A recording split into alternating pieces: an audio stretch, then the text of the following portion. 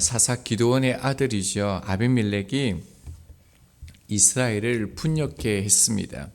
이후에 돌라와 사헬 사사를 하나님께서 세우셔서 이스라엘 백성들을 회복해 하셨습니다. 하지만 이스라엘 백성들은 다시 우상을 섬기고 하나님을 떠나게 되어 암몬의 압제를 18년 동안이나 당하게 되어집니다. 이에 하나님께서는 그들을 다시 회복시키기 위해서 사사 입다를 세우게 되어집니다. 11장에서는 하나님께서 입다를 사사로 세우시고요. 그로 하여금 큰 승리를 거두게 하시는 장면이 소개되고 있습니다. 다시 1절을 보겠습니다. 길르앗 사람 입다는 큰 용사였으니 기생이 길르앗에게서 낳은 아들이었고, 입다를 소개하고 있는데요. 길르앗 사람 큰 용사라고 성경은 말하고 있습니다. 큰 용사하면 딱 떠오르는 사람이 있죠. 기드온을 부를 때 하나님께서 큰 용사라고 그렇게 호칭하였습니다.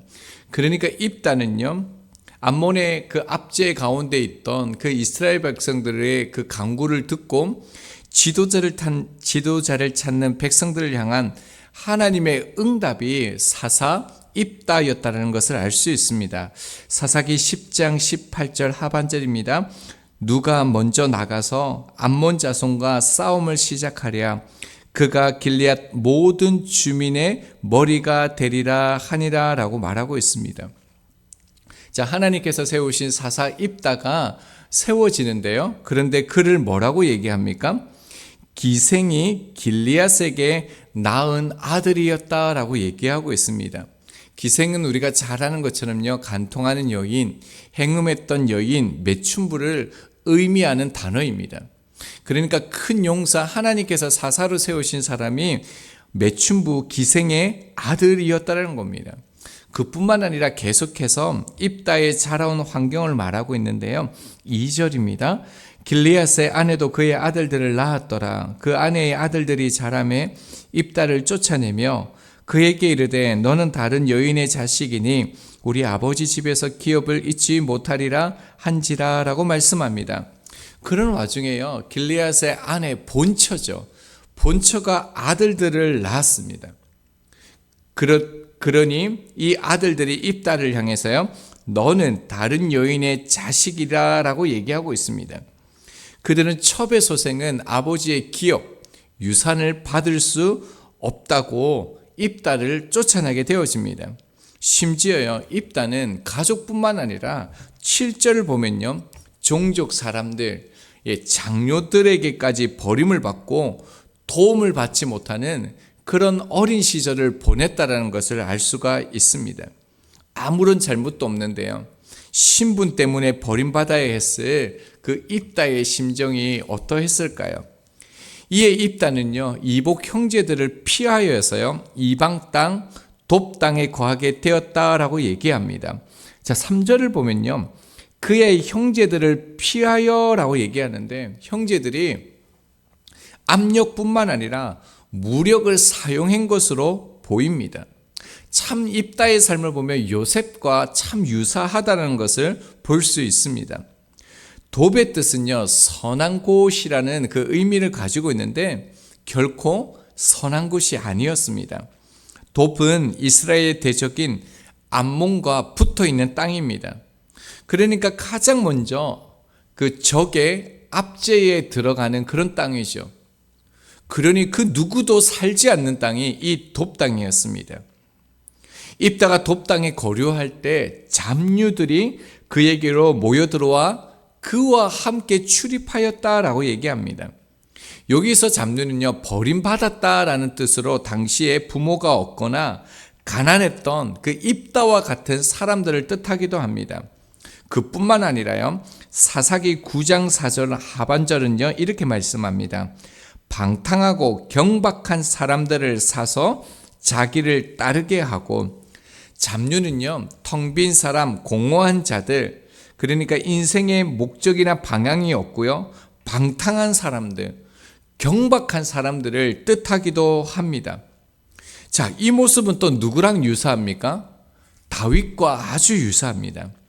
사무엘상 22장을 보면요, 다윗이 사울에게 쫓겨다닐 때 다윗에게 환난 당한 자, 빚진 자, 마음이 원통한 그런 모든 자들이 모여들었다라고 말하고 있습니다.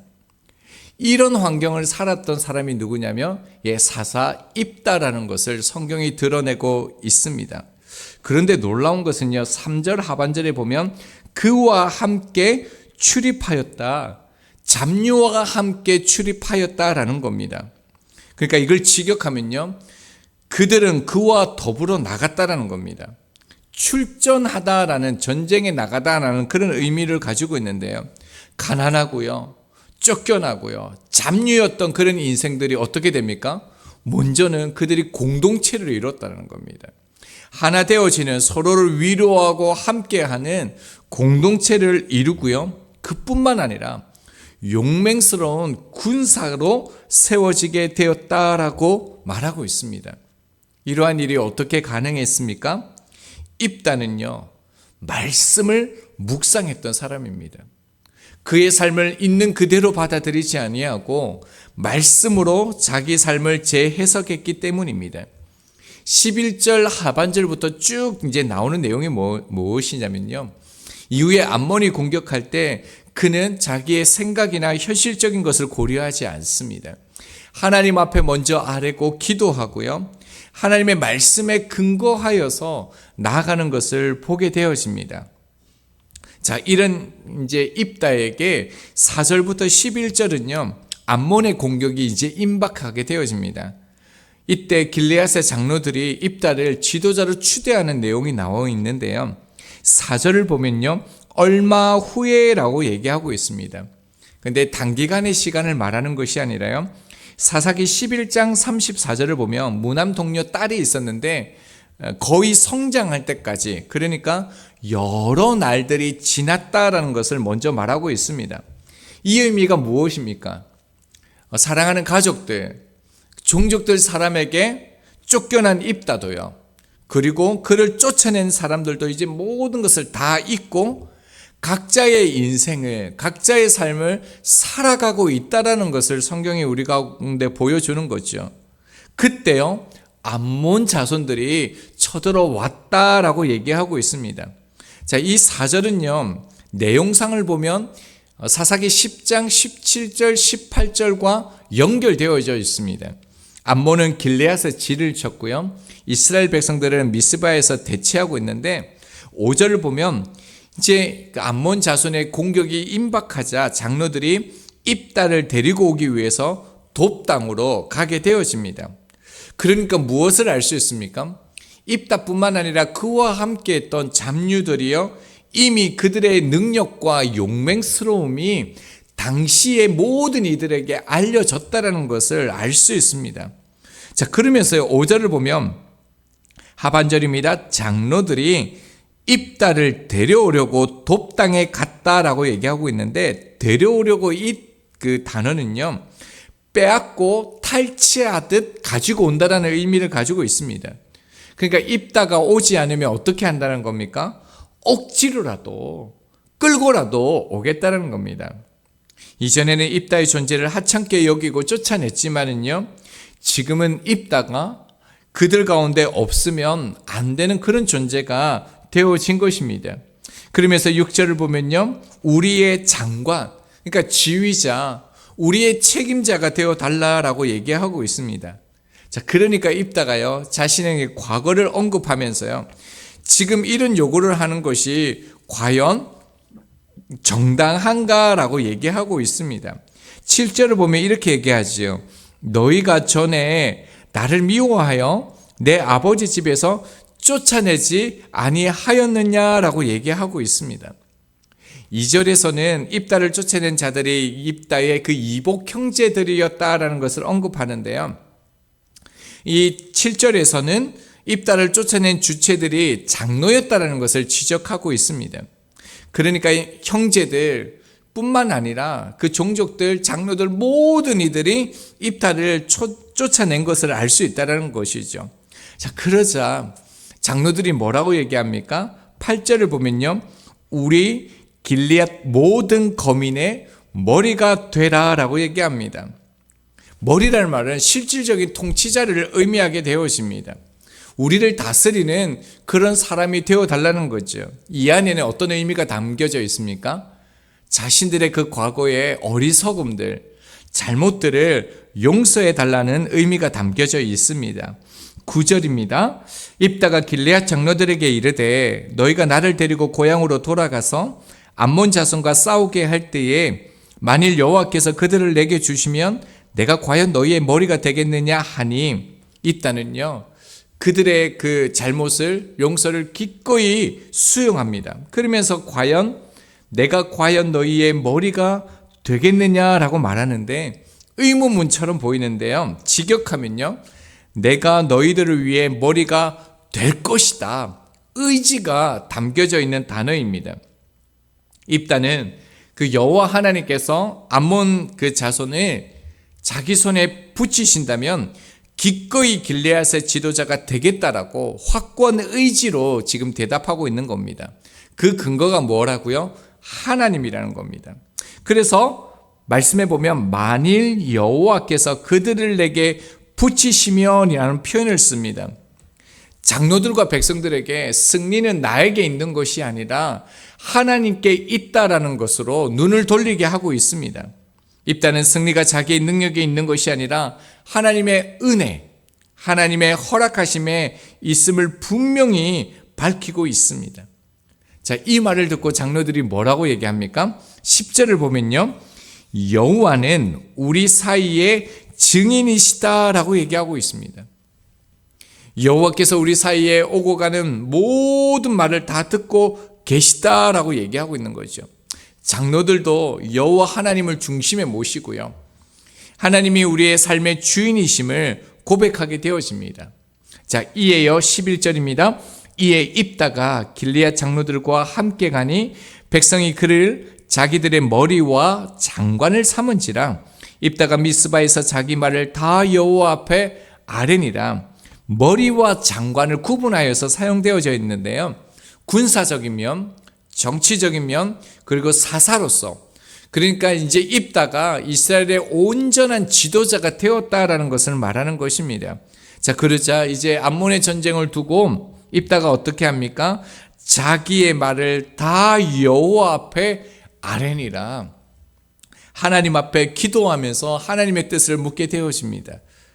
이제 말씀을 적용할 수 있도록 하겠습니다. 한 문화 인류학자가 이런 말을 했습니다. 인간은 환경의 동물이다라고 했습니다. 참 근거 있는 말이지 않습니까? 그 어느 누구도요, 환경으로부터 자유로울 수 없고 환경의 영향을 받고 살아간다라는 겁니다. 맞습니다. 그런데요, 성도는요, 환경을 이유로 운명론적인 삶을 살아가는 사람들이 아닙니다. 성도는요, 환경이 아니라 상황이 아니라 하나님의 뜻을 찾아가는 사람들입니다. 본문을 통하여 겉으로는요, 세상의 모든 일들이 우연 같고요, 인위적인 것 같이 보입니다.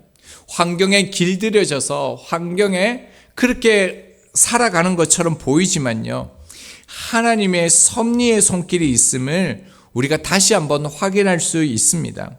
만약에요, 입다가요, 기생의 아들이라는 이유로요, 집에서 쫓겨났다라는 이유로요, 형제들에게 배척당했다라는 이유로요, 성읍들의 장로들로부터 쫓겨남을 당했다라는 이유로 그가 환경에 적응하며 살았다라면요, 환경에 순응하며 만약에 그가 살았더라면요, 입다는요, 믿음장이죠. 히브리서에 기록되는 사사가 될 수 없을 것입니다. 출애굽한 이스라엘 백성들은 약속의 땅에 들어가기 위해서요, 홍해와 요단강을 건너야 했습니다. 모세가 홍해 바다를 가르고 맨 땅으로 그 백성을 걷게 했듯이요, 여호수아도요, 요단 강물을 가르고 맨 땅으로 백성들을 건너게 했습니다. 자, 홍해를 건너면서 비로소 애굽으로부터 자유를 얻게 되었고요, 요단강이 갈라지면서 비로소 약속의 땅 가나안으로 이스라엘 백성들이 들어가게 되어집니다. 그런데 이 두 사건에 결정적인 차이가 있습니다. 홍해 때는요, 이스라엘 대적이요 뒤에 있었습니다. 요단강의 경우는 어떻습니까? 싸워야 할 대적이 바로 눈앞에 있고 실질적인 전투는요 한 번도 이루어지지 않았습니다. 여리고 성 전투를 비롯해 요단 동편, 서편 수많은 전쟁들이 그들의 삶 가운데 앞에 기다리고 있었습니다. 자신들이 본격적으로 피 흘리기까지 싸울 일은 요단강 그 다음부터였다라는 거죠. 하나님께서 모든 백성의 요단강을 무사히 다 건넜을 때 12지파에게요 기념할 만한 돌을 취하여 쌓으라라고 말씀하고 있습니다. 훗날 자손들이 이 돌이 무엇이냐라고 물었을 때 이렇게 대답하라고 하셨습니다. 여호수아 4장 7절입니다. 그들에게 이르기를 요단물이 여호와의 언약궤 앞에서 끊어졌나니 곧 언약궤가 요단을 건널 때에 요단물이 끊어졌으므로 이 돌들이 이스라엘 자손에게 영원히 기념이 되리라 하라 하니라. 그러니까 여호와 하나님이 행하신 일을 기억하게 될 것이다 라고 말씀합니다. 얼마나 큰 구원으로요 바로에게 건져내셨고 지금도 얼마나 큰 권능으로 함께 하시는지를 절대로 잊지 말라는 것입니다. 동일하게 예수님을 믿고 우리가 약속의 그 땅을 향하여 나가는 저희들에게도요 요단강을 앞에 둔 이스라엘 백성들처럼요 여전히 문제들과 사단의 공격들이 있을 것입니다. 그러나 이 말은요 우리도 입다 같은 삶 가운데 있지만 요단강의 기적을 매일 맛볼 수 있다라는 뜻입니다. 입다라는 뜻이 무엇입니까? 그가 여신다라는 뜻을 가지고 있습니다. 분명히 우리가 오늘 이 예배당을 나가면요 우리가 싸워야 할 영적 전쟁의 대적은 우리 앞에 기다리고 있을 것입니다. 예기치 못한 일들도 만날 것입니다. 그러나 우리가 싸우는 법은요 더 강한 하나님의 손을 의지하고 붙드는 것입니다. 그렇게 오늘 하루를 주신 하나님의 뜻을 우리의 삶에서 찾아가면요 하나님께서 동일하게 우리의 삶 가운데 바다의 길을요 하늘의 빛을 그렇게 우리의 삶의 길을 여시는 하나님을 경험하게 될 것입니다.